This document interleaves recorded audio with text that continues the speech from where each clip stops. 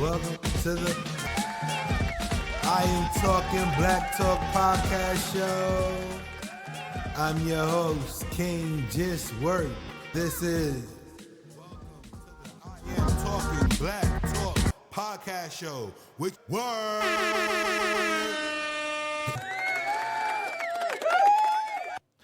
I'm your host, Khing Jus Wurk. Welcome everybody. It's about being honest with yourself and your audience. Sometimes I get really frustrated with the direction of life. And when I say that, I mean the expectations of others and their perceptions of everyone and never themselves. Because it's easier to see things in other people than in yourself. So it's like my whole life, I'm trying to find the right words, but judgment, always judge. I grew up in the foster care system, group homes, and such. Being in that, it was judgment from day one of going into the system. And prior to that, I do know of community being from Red Hook, 80s baby, New York in the 90s. It was love, it was nice. Though I had my problems growing up in the projects, we had a crack epidemic. So my family was on it. My mom, she went to rehab, she proud of it. My grandmother, God bless her soul, she was using it at the time. And my father, again, I said in the first episode, he's much older, so he was not really the picture if he wasn't the picture at all. Upon leaving the safety of my community, I went into the system, and it was a crazy experience. People always hear about what happens outside the country. You know, to certain groups of people, but you never really hear too much about foster children in general. The kids here in the United States, a lot of children fall through the cracks. There's a lot of abuse going on, a lot of neglect. Some people get children for profit gain, like monetizing children. And it's even worse with social media. People are getting kids so they can go viral. I was always told, get your life together, go to school, get your degree. Everything will work out for you. For a time in my life, having a degree was not something that seemed attainable. You know, you gotta be real honest with yourself. You know what I mean? Like, you had a beach house coming on. It was real like that. I was out there, you feel me? I don't glorify my past. It was a struggle. You have to hit your bottom, and people that been through programs and whatnot, the steps, they understand what that means. Some people receive that differently. I receive it in the sense of, like, some people feel like, oh, I want to get NA, whatever. I was in the program, and I will never ever use it again because that's the program teaches me. They try to stay away from any addictive substance. They will not even use Advil if it came to it, not drink.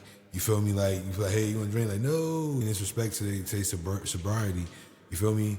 But I chose to come at it differently after going through those steps and programs because I was influenced at a young age. I was in the streets and without detention. I was an adolescent unit in Rikers. I was locked up. These things really happened, and I was out there. The reason I was out there was because I was hard-headed. I had to go out there and find out things on my own. It wasn't like there weren't people in my family, my mother herself, cousins, uncles who actually went through things. Most of my family that I associated with is from New York or Newark, New Jersey. Those are not safe places. You feel me? And I made my way down south to different places, Georgia, Tennessee, Florida, Texas. I've been to a lot of different places. I've been to Maine. You feel me? Just traveling. You got family in Virginia. You just think about places you go traveling with family. I've been to a lot of different places. After I was in foster care, I went to stay with my mom for a little while, and that was a complicated situation. Not because of my mom. She had her husband and my little sister. Just a lot happened, and I had to get away from that.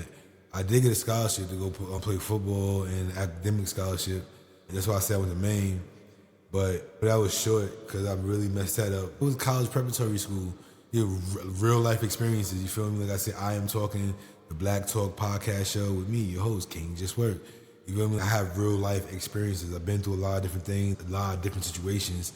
So I get to go to private school, Kent Hill, Maine. It was a great experience. I played football. I even was the class president. It was fun, but things didn't really work out. So I got suspended. Didn't get to go home really. Got to live with my uncle. That went way left, and I started trapping, hustling, grinding, whatever. I started doing that. And my mom, she did what she could, but I couldn't come back home. I could have. People say, oh, don't judge it, you feel me? I was out there. I was fighting. I was doing me, you know what I mean? I was young, just doing me. I had to get it. And that wasn't a good thing for my little sister to have around her. And my brother, he was doing his own thing. That's his business, you feel me? But he was doing his own thing, a little rough life, you know what I mean? So not being able to come home led to me just going to Jersey a lot. Now I mean, out there in Jersey is rough. You feel me? I'm not gonna act like it's daisies out there. Oh, it's not. A lot of people don't go to different boroughs. A lot of people don't go across that bridge. You feel me? As a reason, and I had to adjust to that too. Survival mode, always in survival mode. The reason why I'm saying that, I said at the beginning, judgment, going in a group home, the foster kid and all that stuff. People call me, you talk like a white boy, picked on me and stuff. And after getting my scholarship, prior to having my scholarship, I didn't have no girlfriend. Girls didn't really like me. To be honest, I was not really noticeable. I'm not gonna act like I was the tough guy, popular in school. I had friends, I had people I chilled with. But being a foster kid and going to the group home for 4 years, I would compare that to somebody coming home from penitentiary or jail. I was in there for 4 years, from 8 to 12. My foster mom, God bless her soul, I love her to death. Her son, he had passed away. You know what I mean? I ain't gonna say her name, but it's in the newspaper. He got shot in school. You know what I mean? That's a whole nother deal. And she couldn't have me stay with her anymore because I was wild and I missed my mom. I was doing a lot of bad things even then as a kid. That's why I say there's no bad kids. You can say it was bad, or you can say it was acting out, but I was doing it. You feel me? I did a lot. I cut in school. I was only 6, 7 years old. I was just doing a lot of things because I felt like I could. And the group home gave me a little more structure. Traveling, took me to plays, taught me how to actually read books and awards, put religion into my life, got baptized, had my Holy Communion, confirmation, being Catholic, you feel me? Like diving into religion, you feel me? It was a place that was owned by Jewish people, but they gave us a religion, so that was a kind of safe place. But later on, my moms came into my life and going around my family in Jersey, chilling, it was good to be back around, but I did feel like I belonged because they were doing things that I wasn't doing, and it was about being tough. It wasn't like you can't be on some soft stuff. Like, my family ain't no chumps, you feel me? Like, my family are no chumps, like, that's a fact. So you can't be a punk, things popped off, you had to be with it. I adjusted to that. They say, oh, you talk like a white boy, all this nerdy stuff. Like I said, trapping. I don't want to go in details because I don't like talking about it too much, but later on episodes, I will eventually in the future. Pulling licks became better and quicker. Then I'm like, why I gotta go out here and hustle when I can pull a lick and do somebody do hustle? And it's like, I'm at odds with that. You feel me? Because yes, I talk to my homeboys about it. It's like, yo, I'm out here grinding, I'm working to get it. We have morals and rules. Like I said, G code, rules, know what I mean, street code, whatever you want to call it. No women, no children. You feel me? No civilians. You feel me? People that work 9 to 5s. You don't bother those people.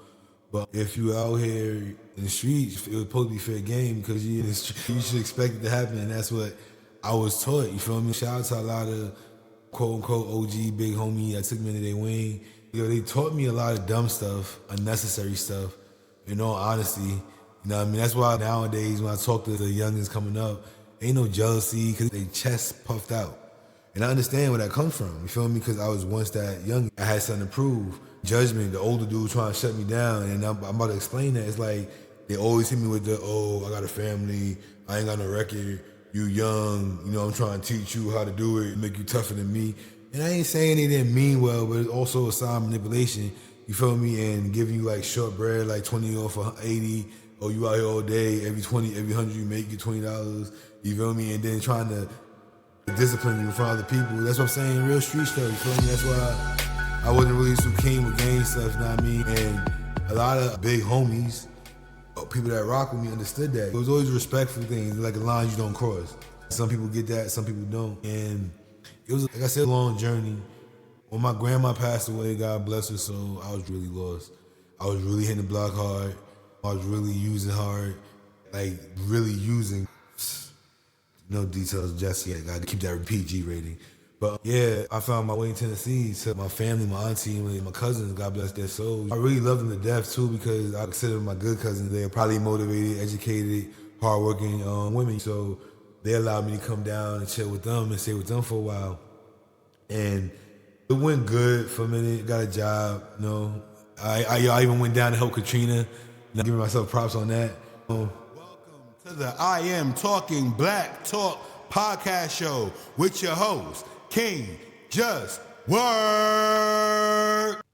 So after I got a job at Home Depot, And when the Katina hit, they were like, hey, we need people to go down there. I went down there twice. I did a great job. I'm a hard worker when I work. So that went well for a little while, but then got caught up with the ladies, got distracted and lost my job. And then I started back to doing street stuff, retarded, crazy stuff. You know what I mean? I'm real. I'm talking about myself, so I can say that. You know what I mean? I didn't know why I was doing some things. I was very impulsive. You feel me? Like, it was no joke. I was very, very impulsive. So still moving, still getting in trouble, in and out of jail until I met my ex-wife. That wasn't even a healthy situation. You feel me? Like, she was real on me with all that, you dig? The one thing she did do great, she gave me a sense of class, or you need to elevate yourself or do something better, do something different. She's like, why don't you feel like you deserve these things? And I appreciate that. That was some real cool thing, but it was a very toxic relationship. Know what I mean? So that relationship led me to college. I'm in college now. It's so weird, again, judgment. While I'm in college, all my friends feel like I left. I had the opportunity to improve myself, do something different. And I'm so happy and ecstatic. Like, wow, I'm about to do this college thing. And it felt like I belonged finally, because I always watched the shows. What's the name of that show? It was a Cosby Show. I'm not saying anything about the Cosby, you know what I mean? The spinoff. I used to watch that. I watched that a lot, so I always wanted to go to college, but got so caught up in the life that going to college wasn't a possibility for me. So with no details on how I got to go to college, I did. I went to Full Sail University, one of the top-notch schools. A lot of people don't even get accepted to graduate. I had to do this for myself. I had to prove that I could do this. It was a long 4 years, supposed to graduate in 36 months, but it was 4 years for me. But I did it, and it was a very proud moment. People from school that I met, some of my friends, my child's mother and my mother were there, but it wasn't a big affair. No celebration, parties, and cakes. I never got that. So, you know, my first graduation, you feel me? I'm just being real with you. It was like one of the biggest moments of my life. The school made it great. My teachers, I had pictures and moments like, yo, come work, people in the crowd, you know what I mean? It was a great moment, but it's just expecting my family to be there, you know what I mean? And share their pride with me, like they share their judgment in me all throughout my life. And I know it takes a long time for me to get somewhere, and I'm new to this whole podcast thing. I'm trying, it was new to me. That's what I'm saying, judgment, because I could have gone to the college. It's my choice not to go to college. I wanted nice things in the moment.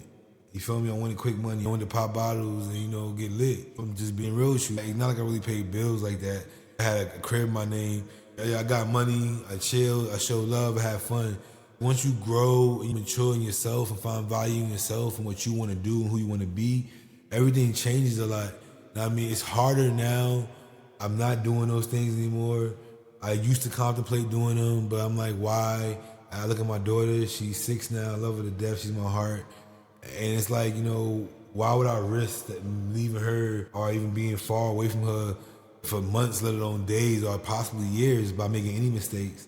You know what I mean? And I say that to everybody. He said, this is I Am Talking Black Talk podcast show, talking to people that look like me, you know what I mean? All this judgment, everybody saying things, like no matter what you do, people gonna judge you. No matter what goals you achieve, people not gonna feel it's enough. Some people gonna feel like, oh wow, it's great, it's amazing. But the only thing that matters is how you feel inside about the goal you achieve, and does it mean anything to you? Yeah, I'm just being real. It matters to me. Nobody's opinion matters. I wish I knew that younger. I wish I was more driven. I give props to the young generation for being so narrow focused, but you need to open your minds a little bit more to know more of history. And we all, like I said, all of us, everybody, older people, younger people, especially in the culture, we have to be more open to each other. It doesn't mean weak or bend the knee. You know what I mean? It's more respectful, because this whole social media war, he said, she said, it's kind of backwards. It makes no real sense. You feel me? And it's like we are at a point through social media and technology where we can unite with each other and talk to each other, share ideas and grow as a people. You feel me? And for some reason, that's what we're lacking. We're not choosing to do those things. We're posting pictures of the most asinine things and things that don't make no sense. Sometimes I ask myself, the title of this episode gonna be Red or Blue Pill. The Matrix, like, am I living in the Matrix? And it makes no sense. You have access to all this knowledge. I'm ignorant to a lot of things myself, but the ignorance that some people display with the access to this information is beyond frustrating. AI is making it even worse. And it's like we have each other, we have people. The whole slavery thing, enslavement, I'm not saying forget any of that. I'm not saying reparations aren't due, you feel me? Respect to all parties and situations involved, you feel me? There's no reason for continued hatred to be targeted against one group of people. And as a black man, I feel like we're wearing the burden more than other people, you feel me? I feel like we wear the burden more than a lot of people. Nobody protecting black men, there's no programs, there's no help. And it's like when you ask for help, you belittled. And I'm telling you from experience, it is so demeaning to be humiliated as a man seeking help and doing your best and giving your all, and you're receiving nothing but rejection and judgment. I'm dead serious. I calm down a little bit, you know what I mean? Yes, because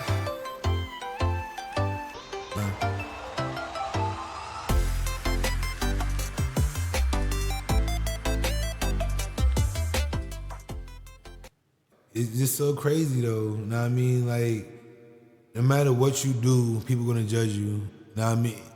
Growing up in the situations I grew up in, foster care, group home, even the LGBTQ, respect to it, like who cares who sleep with who?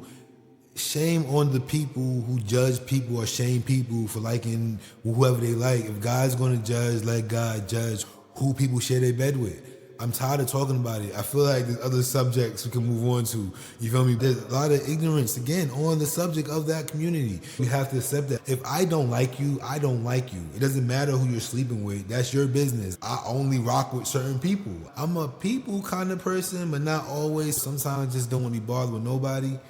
Like, I'm just being real extra introvert, whatever you want to call it. But when I'm around people and I want to be around people, I'm a social butterfly. You feel me? It's no joke. You know what I mean? But for the most part, it's like, yo, I don't care who sleep with who. Respect me. I respect you. I'm born the way I'm born. You born the way you born. Peace. Some people don't feel like they're born the way they're born. That's them. You get it? It's like, yo, this world, it's so crazy.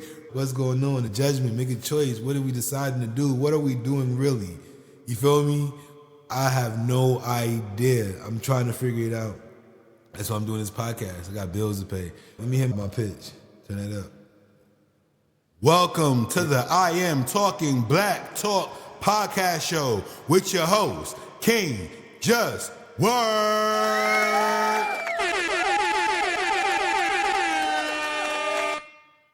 Yeah, let me wrap it up though. Like I said,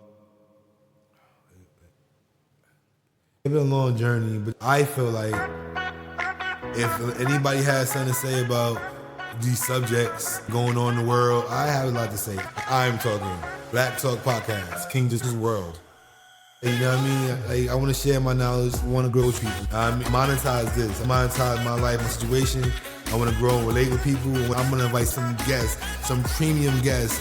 I don't rock with everybody, but those I rock with are awesome people all across the board. I know artists, fighters, professionals, creatives. If they want to come on the show, they're more than welcome. Again, I'm Khing Jus Wurk. This is the I Am Talking Black Talk podcast, and we're out. Peace.